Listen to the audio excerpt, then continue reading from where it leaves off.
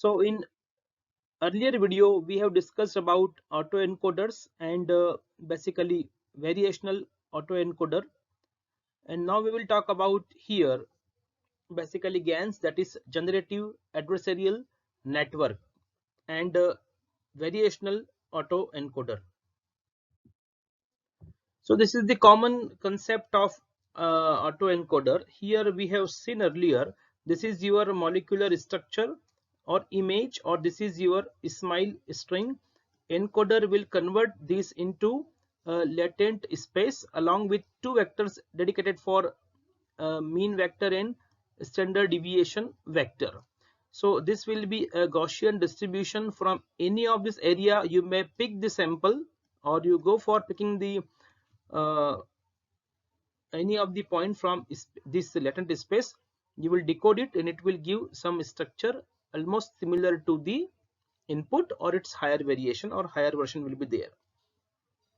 In case of adversarial autoencoder, there is one more neural network that is called discriminator.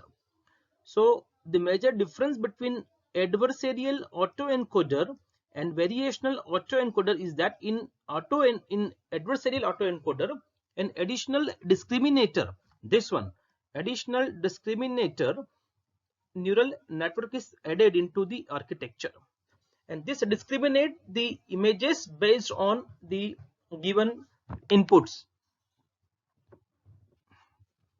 So one sample in this discriminator is coming from latent space you will take, and one is coming from some random distribution. So this will identify which one is coming from the input data set and which one is coming from the random sample. So one modification is GANs, that is generative adversarial network, GANs, and this was launched by Goodfellow and his team in 2014. And first time application of this generative model has been used by Dr. Alex led team, that is in silico medicine. First time used this technology to produce few drug-like structures which are in clinical trial phases. Here what happens? Suppose this is the discriminator neural network.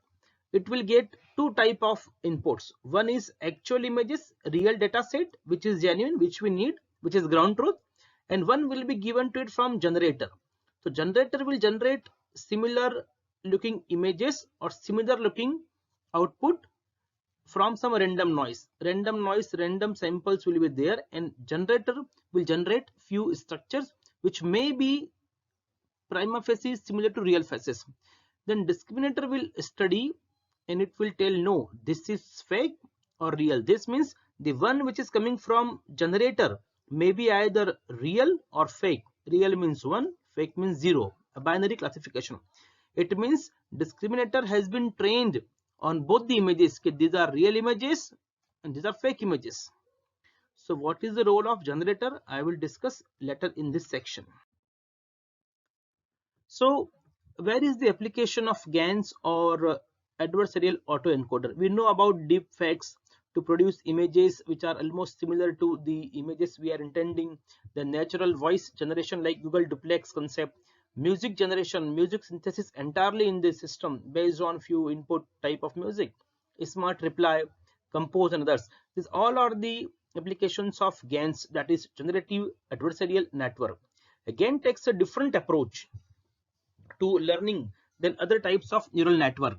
GAN algorithmic architectures that use two neural network called a generator and a discriminator. Very interesting functions are there of these two, and they compete, contest, fight with each other to create the desired result.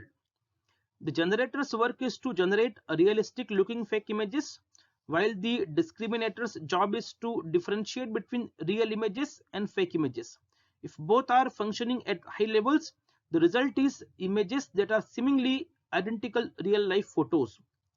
Later in this video, I will explain you how they work and how generator ultimately gets success in cheating or in befooling the discriminator in such a manner that by so many rejections of its output by discriminator, ultimately at one point of time it learns to produce images which are exactly like genuine images, and here the job is done. So generative adversarial network have had a huge success since they were introduced in 2014 by Ian J. Goodfellow and co-authors in the article Generative Adversarial Nets, very famous article. So this is how GANs work. After training with lot many images, it learned to produce images which are like genuine images, and you can go for deep fake also, that is you can produce images of your choices based on training and samples.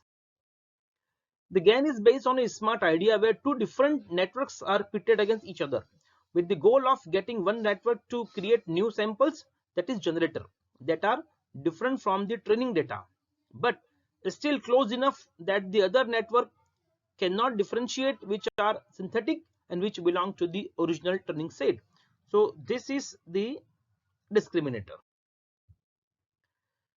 The two network can be considered black boxes. Representing black box means, as I told you, the concept in machine learning, what's happening inside the machine learning algorithm or the model development, model training, that's not clear. And here we have to go for explainable AI or a transparent machine learning model. Already you will see this in unit 4, the last section of this entire course. So the two networks can be considered black boxes representing some arbitrarily complicated function that is applied to either noise or real data. So for noise it is generator, for real data it is discriminator. The input to the generator is some random noise. The input to the generator is some random noise which produces a fake image, and the input to the discriminator is both fake samples as well as sample from our real data set. The discriminator then makes a binary classification. Okay, this is the real image or fake image. You can see the images very clearly visible in the images. So generator's job is to fool discriminator. This is the real image and it will make an image something like real. So it is generated by generator. So both are pandas? No. So this image will come to discriminator, and already the basics of discriminator are very clear about real image. So it will identify, it will tell no, this is not real image. So likewise, if these are the eyes are like ears, it is confidence is low. This is no, they are not the actual images. So job of discriminator is, as the name indicates, to discriminate, to differentiate, to discard, to identify, or to send back those poor images back to generator, so that generator will learn again and again, and it will keep changing some dimensions, some feature vectors, until the rejections have been completely stopped by discriminator. So ultimately your generator has learned to produce real looking genuine images maybe of viewers, audio, video, or even for that matter drugs which can be tested for various type of disorders. So the process known as a learning round accomplishes three jobs. The discriminator learns to identify features that characterizes the real sample. The discriminator learns to identify features that reveal a fake sample, and the generator learns how to avoid including the features that the discriminator has learned to spot. The final network will look something like the one shown here. To briefly summarize how this works, a random sample is taken from some prior distribution which is fed into the generator to make some fake images. A random sample is taken from some prior distribution which is fed into the generator or to make some fake images. This fake image along with the real data is fed into the discriminator network, which then decides which data comes from the real data set and which comes from the generated one from the generator. So this is the image I have taken from the this website, and basically it is an original image from the in silico medicine, how autoencoder or GANs work. So here you might be seeing these are the chemical structures change into fingerprint fashion. This is the dose, drug concentration. These are the hidden layer. These are the encoders. These become latent space. Ultimately, they are two hidden layer, and they will send output to the output layer. So this is the description of this earlier image. Very beautifully, they have summarized the meaning of hidden layer and how they take the data step by step. So very easy example to understand what is the function of these two opposite type of networks, neural network. Suppose you want to buy good quality specs. If you never purchase them, it is very likely that you fail to discriminate brand specs and copycats. Also, you have to be, I mean, skilled to not let yourself be cheated by the seller. As you start to label most of the specs as fake after a number of mistakes, of course, initially the seller will start to generate more convincing copies of the specs. This example reveals the performance of generative adversarial network. Discriminator means specs buyer. You are the discriminator, and the generator is shopkeeper, whose intention is to sell you fake specs, copycat, or the first copy or so. These two network, discriminator and generator, are challenging each other. This technique allows the generation of realistic objects. In case here it is images of tentative drug molecule, that is molecular graph, or to sell the perfect looking first copy like of images. So the discriminator or the customer cannot differentiate from the original genuine one and the first copy sort of thing. The discriminator then sees the input from the generated and the true distribution. If the discriminator decides the data is from the generator, this generates a loss function value which propagates back to generator and is used to update the weights in case of generator. So these are the steps in GANs which I have taken from Simply Learn website, I mean video of Simply Learn, a world famous online video tutorial making company, and very effective videos are there. So difference between GANs and variational autoencoder. In case of GANs, the intention is to generate and discriminate with a minimum error from the discriminator type. If error is from generator, it is okay, but there should not be any error from the discriminator. Otherwise, there will not be real looking genuine type of images or input or the output generated by generator. So in case of variational autoencoder, the purpose is to minimize reconstruction loss. That is, in output should be equal to input, and there should be minimum information loss in the latent space, and consisting of only two things, encoder and decoder. In case of GANs, there are different neural networks, and the main motto is there should be generator and discriminator. So in case of GANs, how good are the images generated by GANs? It is the main motto. Sharper images generated compared to variation autoencoder.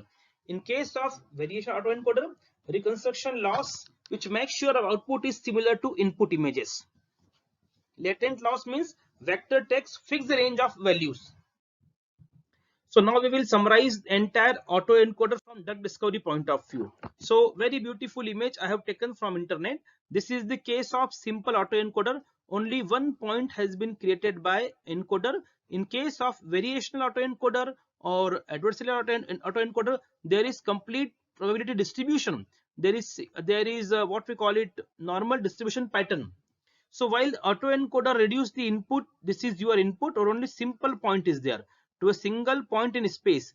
On the other hand, variational autoencoders force the encoded vector to disperse with Gaussian distribution, that is normal distribution.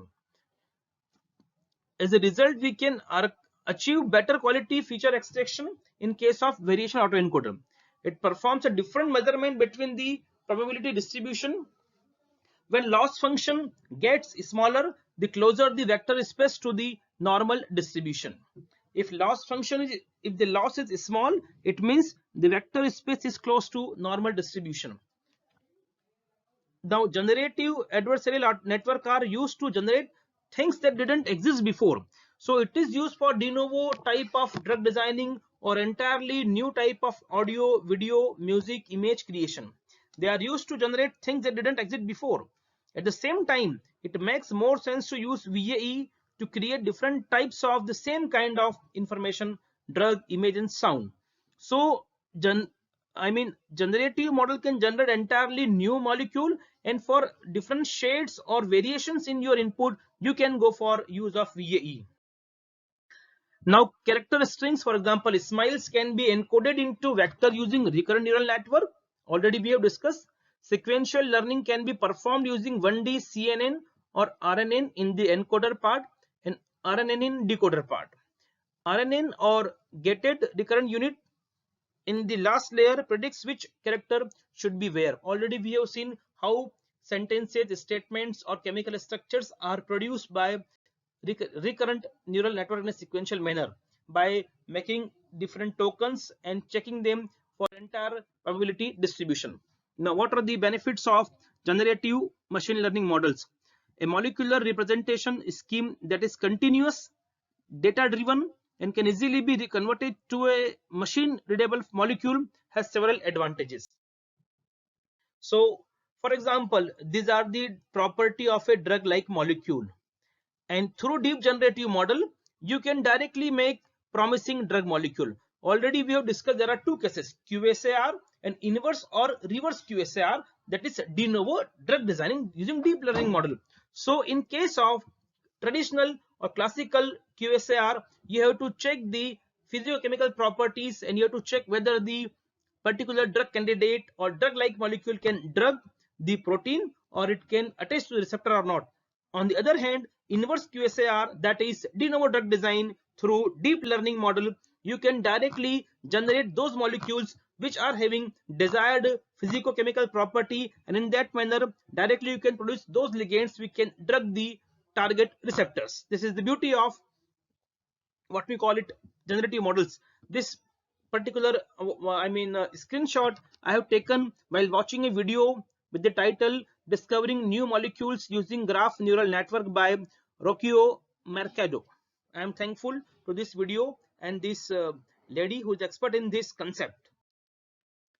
So detailed rules are unnecessary. In case of de novo drug designing, there is no need to give handwritten manual rule-based system, as new compounds can be generated automatically by adjusting the vector representation in the latent space by decoding process. If one develops a differentiable model that maps from molecular representations to wanted properties, he can enable the use of gradient-based optimization to make larger jumps in the chemical space. Gradient-based optimization can be combined with Bayesian inferences methods to choose compounds that are expected to be informative about the global optimum. We all know gradient-based optimization is a technique to tweak your result continuously by changing weights and biases, and also managing the normal distribution of the data. And this Bayesian inference is based on the earlier experience and what we call it posterior probability, and this is one of the most important type of machine learning algorithm we have already seen in machine learning basic in unit 2. A data guided representation can leverage large set of unlabeled chemical compounds to automatically build an even larger library, and then use the smaller set of labeled example to build a regression model from the continuous representation to the desired property. It is something like transfer learning, which we have seen in de novo drug designing using few case studies of the original research article written by TCS scientists. This lets us take advantage of large chemical databases containing millions of molecules even when many properties are unknown for most compounds, that is unlabeled data. So deep generative molecular design is able to make novel chemical structures using deep learning technology. With placement of the right architecture, it can perform multi-objective optimization.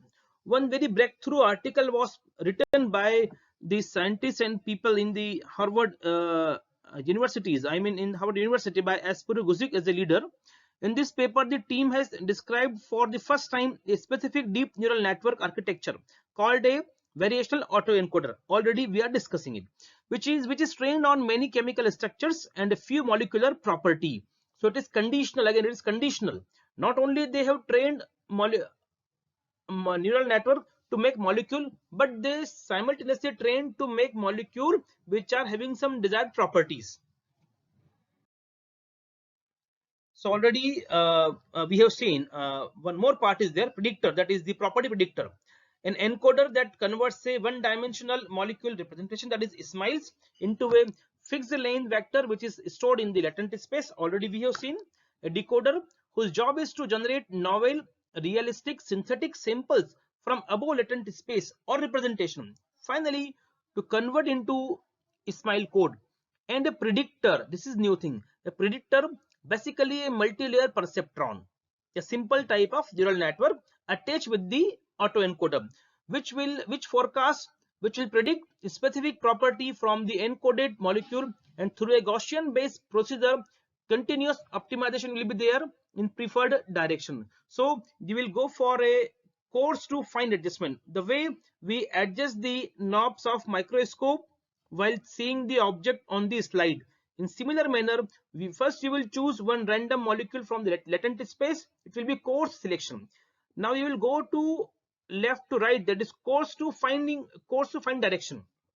Means based on the property predictor's response, you will change the vectors, and ultimately you will get a fine-tuned drug-like molecule. In this fine-tuning, there is 100% role of property predictor. What is the property here? Again, I am saying same: log p, number of hydrogen donor, acceptor solubility, and what we call binding score, something like that. Those scores are famous for choosing a molecule from screen giving, I mean the virtual library of molecules. So again, very beautiful image I have come across from the internet, and this is the source of this image by the author, I mean deep generative molecular design. So again, your structure SMILE, this deep neural network will make the encoding, latent space, different clusters will be there based on similar molecules will be in single cluster, and vice versa. It will be decoder, it is SMILE output, and here you attach one property predictor. So this is the starting value. For example, this is coarse to fine movement. This is your coarse. You will go like this. Ultimately, you have to reach here. So by fine tuning this, you will keep taking one molecule. You will check them for their drug-like property and something like, I mean, whether they can be synthesized in the laboratory or not. This is property optimization, right? So this is the property space. It is like property optimization. Very beautiful image. Already this historical paper, which has been seen by various researchers thousands of times and referred by various people hundreds of times in their original research articles, review article. This is the article written by famous Gomez, name of the person, and the team members. You can read this paper, available online. And again, same thing, property prediction attached with a autoencoder to generate not only chemically valid drug-like molecule but also promising molecule, because they have some predefined set of physical chemical properties which make them drug-like molecule. This is summary of three type of autoencoder: plain autoencoder, then this is plain autoencoder, this is variation autoencoder having two separate vector, that is mean and a standard deviation vector. Only one dot will be there, single point latent space. Here reach probability distribution will be there to check to pick or to sample different probable molecules. And this is the GAN concept, that is adversarial autoencoder.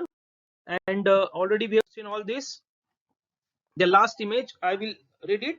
I have found it from javapoint.com deep learning. So this is again a type of neural network. This is your image, and see what happens in this example. We provide, I mean it is the language of the authors, they have given it. They provide the raw data of image. This is raw data to the first layer of the input layer. This is input layer, right? After then, this input layer will determine the pattern of local contrast. Already we have seen the earlier layer of convolutional neural network identifies simpler features, edges and other things. Then it will differentiate on the basis of color, luminosity, etc. Then the first hidden layer, this is hidden layer, and the first hidden layer will determine the phase feature. That is, it will do their phase feature by the first hidden layer. This is first hidden layer, and this is pattern of local contrast. This is the job by input layer. it will fixate on eyes, nose and lips, and then it will fixate those face features on the correct face templates. So in the second hidden layer, it will actually determine the correct face here, as it can be seen in the above image. After which it will be sent to the output layer. This is output layer. Likewise, more hidden layer can be added to solve more complex problem. So number of hidden layer can be increased and have to be increased based on the complexity in your data.